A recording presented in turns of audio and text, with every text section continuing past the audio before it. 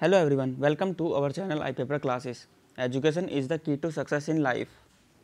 तो कैसे हैं आप सभी लोग? कमेंट कर दीजिए जल्दी से कैसे हैं आप सभी लोग। और दोस्तों आज हम करने वाले हैं क्या journal science of DFCCIL practice set 4। क्या है दोस्तों जर्नल साइंस ऑफ DFCCIL, जो एग्ज़ाम की कल एग्ज़ाम सिटी की नोटिफिकेशन भी ऑफिशियल नोटिस सभी की जीमेल पर आया होगा। कुछ बच्चे कह रहे हैं कि सर अभी तक नहीं आया है। तो दोस्तों धीरे धीरे सभी की जीमेल पर एग्ज़ाम सिटी का नोटिस आ गया है, तो सभी देख लीजिएगा और पता चल जाएगा कि आपका सेंटर जो है वो किसी स्टेट में गया है। ठीक है दोस्तों, तो आज का क्या सेशन है हमारा जनरल साइंस ऑफ DFCCIL का हम प्रैक्टिस सेट 4 करेंगे। ठीक है दोस्तों, तो अगर आपको इसकी PDF चाहिए तो टेलीग्राम चैनल ज्वाइन कर लीजिएगा। ठीक है, तो आइए दोस्तों शुरुआत करते हैं सेशन की। और सेशन शुरुआत करने से पहले सभी शेयर कर दीजिए, ज़्यादा से ज़्यादा बच्चे जुड़ जाएंगे तो अच्छा होगा। ठीक है दोस्तों, जल्दी से शेयर कर दीजिए और लाइक कर दीजिए जितना हो सके। तो आइए शुरुआत करते हैं। क्या है दोस्तों, ईश्वर का दिया कभी अल्प नहीं होता, जो टूट जाए वो संकल्प नहीं होता। हार को लक्ष्य से दूर ही रखना मेरे दोस्त, क्योंकि जीत का कोई विकल्प नहीं होता। क्या है दोस्तों, बहुत ही मोटिवेशनल क्वेट्स है। ठीक है, आगे चलते हैं अब अपने सेशन को शुरुआत करते हैं। तो आइए दोस्तों देखते हैं, आगे चलते हैं क्वेश्चन की तरफ जल्दी जल्दी। पहला क्वेश्चन आप देख पा रहे होंगे, LED का पूरा नाम, फुल फॉर्म ऑफ LED। क्या है दोस्तों, फुल फॉर्म ऑफ LED। तो क्या है इसका ऑप्शन, सभी देख ही पा रहे होंगे क्योंकि सभी को पता है। तो जल्दी से जल्दी आ जाइए और जुड़ जाइए क्लास के साथ। तो देखते हैं पहला प्रश्न, LED का पूरा नाम। तो लाइट इमिटिंग डायोड। क्या है दोस्तों, लाइट इमिटिंग डायोड। यह क्वेश्चन भी पूछा जाता है, एग्जाम में पूछा जा चुका है कई बार, तो इसलिए बता दिया गया। क्या है दोस्तों, दूसरा प्रश्न आप देख पा रहे होंगे, रूमेटिक डिसीज मनुष्य के किस अंग से संबंधित है। रूमेटिक डिसीज मनुष्य के किस अंग से संबंधित है। किससे है दोस्तों, लंग्स, किडनी, लीवर, हार्ट। तो किससे संबंधित है, हार्ट से संबंधित है। ठीक है दोस्तों, हार्ट से संबंधित है रूमेटिक डिसीज। हम बात करें लीवर क्या है, यकृत। ठीक है दोस्तों, यकृत की क्या कहते हैं अध्ययन को, हिपैटोलॉजी। क्या था दोस्तों, हिपैटोलॉजी। और इससे कौन सी वो हमारी डिसीज होती है यकृत की, कौन सी है दोस्तों हीपेटाइटिस। क्या हीपेटाइटिस जो थी हमारी बीमारी वो यकृत से संबंधित है। ठीक है दोस्तों, हार्ट से नहीं है, यकृत से संबंधित है। जो पिछले वाले टेस्ट में आई थिंक पहला टेस्ट था उसमें थोड़ा कन्फ्यूजन हो गया था, जो हमने हार्ट से संबंधित बताया था वो हीपेटाइटिस यकृत से संबंधित, लीवर से संबंधित होती है हमारी। ठीक है दोस्तों, तो आगे चलते हैं। आगे क्या है, निम्नलिखित में से कौन सी ग्रंथि पाई है, निम्नलिखित में से कौन सी ग्रंथि बाह्य और अंतःस्रावी ग्रंथि की तरह कार्य करती है। क्वेश्चन ये है दोस्तों, थोड़ा मिसप्रिंट हो गया है। निम्नलिखित में से कौन सी ग्रंथि बाह्य और इसी तरह की ग्रंथि अंतःस्रावी ग्रंथि की तरह कार्य करती है। जो बाह्य और अंत दोनों की तरह कार्य करती है, इनमें से कौन सी ग्रंथि है, ये है क्वेश्चन। अग्नाशय ग्रंथि। क्या है दोस्तों इसका आंसर, अग्नाशय। Option B is the right answer of this question. तो अग्नाशय ग्रंथि बाह्य ग्रंथि और अंतःस्रावी ग्रंथि दोनों की तरह कार्य करती है। ठीक है दोस्तों, आगे चलते हैं। आगे आप क्वेश्चन देख पा रहे होंगे, मानव में अपशिष्ट पदार्थ है। क्या दोस्तों, मानव शरीर के अंदर अपशिष्ट पदार्थ कौन सा होता है। तो कौन सा होता है इसमें, अमोनिया, यूरिया, ओमनियम नाइट्रेट या यूरिक एसिड। तो कौन सा होता है दोस्तों, यूरिया मानव शरीर के अंदर अपशिष्ट पदार्थ के रूप में होता है। तो आगे चलते हैं, क्या होगा इसका answer, right option number B. दोस्तों सेट लगाते रहिए, जितना ज़्यादा हो सके MCQ लगाते रहिए, क्योंकि आपके एग्ज़ाम बहुत ही नज़दीक आ चुके हैं। मुश्किल से 10 या 12 दिन ही बचे हैं, तो सभी तैयारी को अच्छे से करते रहिए, जितना हो सके उतना MCQ लगाइए, मॉक टेस्ट लगाइए। तो आइए देखते हैं क्या है अगला प्रश्न, परमाणु बम की खोज किसने की। परमाणु बम की खोज किसने की या किसने की थी। तो किसने की थी दोस्तों, क्या है इसका राइट आंसर हमारा, option number A. Option number A right answer है इसका। कौन सा है दोस्तों, रॉबर्ट ओपेनहाइमर। क्या है दोस्तों, रॉबर्ट ओपेनहाइमर परमाणु बम के खोज करता है। ठीक है दोस्तों, आगे चलते हैं। आगे क्या है, ये क्वेश्चन हमारा अच्छा है, ये पूछा जा चुका है एग्जाम में कई बार, कि कॉकरोच के हृदय में कितने प्रकोष्ठ होते हैं, कितने चैम्बर होते हैं। कॉकरोच के हृदय में कितने चैम्बर होते हैं। तो कितने चैम्बर होते हैं दोस्तों कॉकरोच में, कितने, 13। ठीक है दोस्तों, और ह्यूमन बॉडी में कितने चैम्बर होते हैं? मानव शरीर के हृदय में कितने चैम्बर होते हैं? कितने होते हैं दोस्तों? 4। ठीक है, ये भी आपको याद रखना है, कितने होते हैं? 4 होते हैं। आगे चलते हैं प्रश्न की तरफ अपने। दोस्तों हमारी डेली शाम को अगर जीएस की क्लास लेनी है आपको, general science of general knowledge plus current affairs, क्या दोस्तों? GK plus current affairs of DFCCIL special. तो सभी डेली शाम को 7 बजे रेडी रहा करें। कब दोस्तों? शाम को 7 PM हमारे 50 लल्लन टॉप प्रश्न की क्लास होती है, 50 प्लस लल्लन टॉप, और उसमें करंट अफेयर्स भी ऐड होती है, जिसके कम से कम 15 या 20 क्वेश्चन होते हैं डेली। तो दोस्तों पाँचवा या छठा सेट है हमारा आज का जो होगा शाम को 7 बजे। तो सभी तैयार रहना, और जितने भी नए स्टूडेंट बन रहे हैं वो चैनल को सब्सक्राइब कर लीजिए और बेल आइकन प्रेस कर लीजिए, ताकि आपको डेली नोटिफिकेशन मिल जाए। और दोस्तों आज आपको मिल जाएगी वीडियो एक, किसकी दोस्तों? कौन सी ट्रिक की बात कर रहे थे हम? 1969 की जो ट्रिक है ना, 1969 में हुई सारी घटनाओं को एक ही ट्रिक के अंदर हम समझा देंगे आपको। तो इसकी क्लास भी आज आपको अपलोड हो जाएगी, सभी देख लीजिएगा। तो आगे चलते हैं। आगे क्या है हमारा? मोसेजोइक। क्या है दोस्तों? मोसेजोइक युग किसका था या किसे कहते हैं? मोसेजोइक युग इनमें से किसका युग रहा है? तो किसका रहा है दोस्तों? कंगारू का, डायनासोर का, हाथी का, या शुतुरमुर्ग का? तो जो डायनासोर थे ना दोस्तों प्राचीन काल में, या 10,000 साल पुराने या 20,000 साल पुराने, जो पहले समय में हुआ करते थे, उनके युग को क्या कहते हैं दोस्तों? मोसेजोइक। क्या है दोस्तों? मोसेजोइक युग के नाम से जाना जाता है। ठीक है, आगे चलते हैं। किसानों का मित्र किसे कहा जाता है जो भूमि की उर्वरता को बढ़ाता है? क्या दोस्तों? किसानों का मित्र किसे कहा जाता है जो भूमि की उर्वरता को बढ़ाता है? सभी को पता होगा, केंचुआ। क्या दोस्तों? केंचुए को किसानों का मित्र कहा जाता है, जो भूमि की उर्वरता को बढ़ाने में भी सहायता करता है, और बारिश के मौसम में बहुत ही ज़्यादा मात्रा में दिखाई देते हैं। ये सभी को पता ही होगा। आगे चलते हैं। पायरिया मनुष्य के किस अंग को प्रभावित करता है, या किस अंग से, कौन से अंग को प्रभावित करता है? पायरिया। क्या है दोस्तों? पायरिया मनुष्य के कौन से अंग को प्रभावित करता है? तो कौन से अंग को प्रभावित करता है दोस्तों? मसूड़ों को। ऑप्शन नंबर सी, मसूड़ों को प्रभावित करता है। पायरिया मनुष्य के मसूड़ों को प्रभावित करता है। आगे चलते हैं। आगे क्या है हमारा? निम्नलिखित में से फिटकरी का रासायनिक सूत्र कौन सा है? निम्नलिखित में से फिटकरी का रासायनिक सूत्र कौन सा है? दोस्तों इसमें मुझे कन्फ्यूजन लग रहा है, इसका ये जो सूत्र है ना, ये थोड़ा सा आई थिंक मिसमैच हो गया है। तो सभी कमेंट करिएगा कि इसका जो रासायनिक सूत्र है ना फिटकरी का, वो क्या है। सभी राइट आंसर दीजिएगा इसका। आई थिंक मुझे जो लग रहा है ना, वो ये है K2SO4, जो हमारा होता है .Al2SO4 का होल 3 आइज .24H2O। तो सभी कमेंट करिए इस क्वेश्चन की तरफ से कि फिटकरी का रासायनिक सूत्र क्या होता है।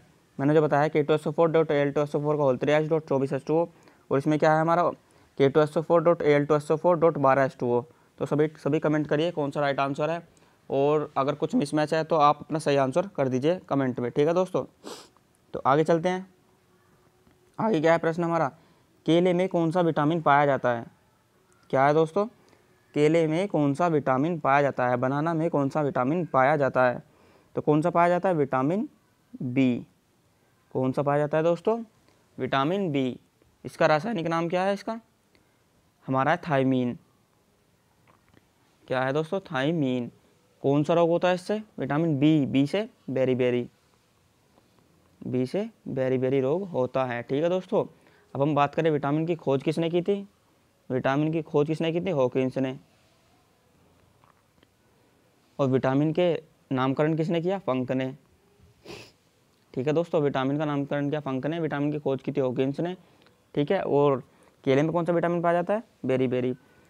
बेरी रोग होता है उससे विटामिन बी। अब हम बात करें जो हमारे खट्टे जो फल होते हैं, या हम बात करें जैसे आंवला हो गया हमारा, या हमारा हो गया संतरा या मौसमी वगैरह, इस टाइप का जो हो गया, जो खट्टे होते हैं, वो किस विटामिन की वजह से होता है? विटामिन सी की वजह से।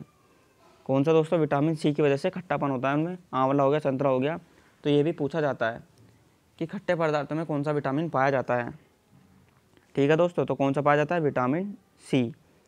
आगे चलते हैं। अब आप देख पा रहे होंगे हमारी क्लास का शेड्यूल डेली क्या रहता है दोस्तों। डेली 8:30 बजे साइंस का क्लास का रिवीजन फॉर DFCCIL एग्ज़ाम जो इस टाइम पे चल रहा है हमारा प्रैक्टिस सेट 4 या 5, और 11 बजे हमारा प्रैक्टिस सेट या economic and marketing full test या CRM क्वेश्चन, इनमें से कोई सा ना कोई सा आपको मिलेगा ही देखने को। क्या दोस्तों, या तो हमारा फुल मॉक टेस्ट मिलेगा आपको 120 प्रश्न के साथ, या हमारा इकोनॉमिक एंड मार्केटिंग के MCQ मिलेंगे या CRM MCQ मिलेंगे और यह रेलवे हिस्ट्री के भी, Indian railway and DFCCIL history के भी MCQ मिल सकते हैं 11 बजे सुबह। अब हम बात करें 4 बजे जी के ऑफ, जी हमारी 12 क्वेश्चन की सीरीज होती है जो एग्जीक्यूटिव सिविल के लिए होती है स्पेशल में। और 7 बजे बात करें हम इंपॉर्टेंट क्लास DFCCIL एग्ज़ाम, क्या दोस्तों, इंपॉर्टेंट क्लास DFCCIL एग्ज़ाम जो हमारा उसका पोर्शन है GS, general knowledge plus current affairs का, ठीक है दोस्तों, 50 लेलेंटो प्रश्न के साथ। आगे चलते हैं, क्या देख पा रहे होंगे, विज्ञान की वह शाखा है जिसमें काष्ठीय पौधे, वृक्ष, छूप और लियाना का अध्ययन करा जाता है। विज्ञान की वह शाखा जिसमें काष्ठीय पौधे, वृक्ष, छूप और लियाना का अध्ययन किया जाता है, तो कौन सा है दोस्तों, dendrology. Option A dendrology. Dendrology के अंदर वृक्षों की जो काष्ठीय पौधे होते हैं ना, वृक्ष, छूप और लियाना का अध्ययन किया जाता है, ठीक है दोस्तों। ओडेंटोलॉजी में क्या किया जाता है, हड्डियों का अध्ययन किया जाता है, ठीक है, ओडेंटोलॉजी में हड्डियों का अध्ययन किया जाता है। आगे चलते हैं, सिनेबोर किसका अयस्क है, सिनेबोर किसका अयस्क है, अच्छा क्वेश्चन है दोस्तों केमिस्ट्री का। सिनेबोर किसका अयस्क है, मरकरी का, किसका है दोस्तों, मरकरी का, पारे का अयस्क है सिनेबोर। आगे चलते हैं, आगे क्या है, मनुष्य की कौन सी ग्रंथि युवा अवस्था तक एक्टिव रहती है। मनुष्य की कौन सी ग्रंथि जो होती है वो युवा अवस्था तक एक्टिव ही रहती है, उसके बाद वो धीरे धीरे वृद्ध होने लगती है, तो कौन सी है दोस्तों, थाइमस ग्रंथि। कौन सी, थाइमस ग्रंथि जो होती है ना, वो मनुष्य की थाइमस ग्रंथि होती है, वो युवा अवस्था तक ही एक्टिव रहती है, ठीक है दोस्तों। आगे चलते हैं, विश्व जैव विविधता दिवस कब मनाया जाता है, विश्व जैव विविधता दिवस कब मनाया जाता है, तो कब मनाया जाता है दोस्तों, विश्व जैव विविधता दिवस कब मनाया जाता है, 22 मई को, 22 मई को। अब मैं इसे रूटीन वाइज मतलब एक सीक्वेंस के माध्यम से बताऊं तो दोस्तों 22 मार्च को क्या मनाया जाता है हमारा, जल दिवस, क्या मनाया जाता है, जल दिवस, वाटर डे।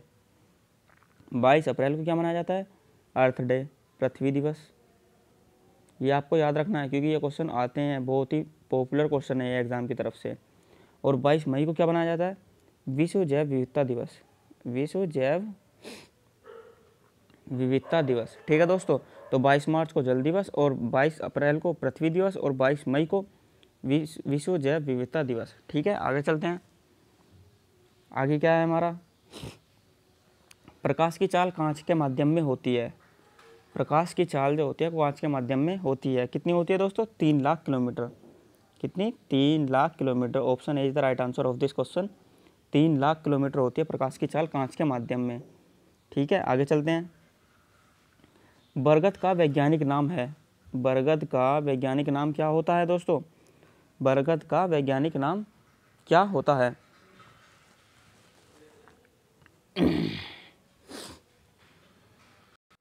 तो क्या होता है दोस्तों, देखिए क्या है इसका answer, option B, option B right answer है इसका, फाइकस बेंथालिसिस। क्या है दोस्तों, फाइकस बेंथालिसिस, ठीक है, ficus benghalensis is the right answer, किसका दोस्तों, बरगद का वैज्ञानिक नाम। तो आगे चलते हैं, आगे आप देख पा रहे प्रश्न, पपीते का पीला रंग होता है किसकी उपस्थिति के कारण, पपीते का पीला रंग किसकी उपस्थिति के कारण होता है, तो किसकी उपस्थिति के कारण होता है दोस्तों, पपीते का पीला रंग किसकी उपस्थिति के कारण होता है, कैरिकोजैंथीन, किसके कारण दोस्तों, ऑप्शन सी, कैरिकोजैंथीन के कारण पपीते का रंग जो होता है ना वो पीला होता है। और पीला किसी मतलब ये क्या होगा दोस्तों, रंग कौन देता है, पिगमेंट, रंग प्रदान कौन करता है दोस्तों, पिगमेंट प्रदान करता है। तो कैरिकोजैंथीन कौन सा होता है दोस्तों, पपीते को पीला रंग प्रदान करता है।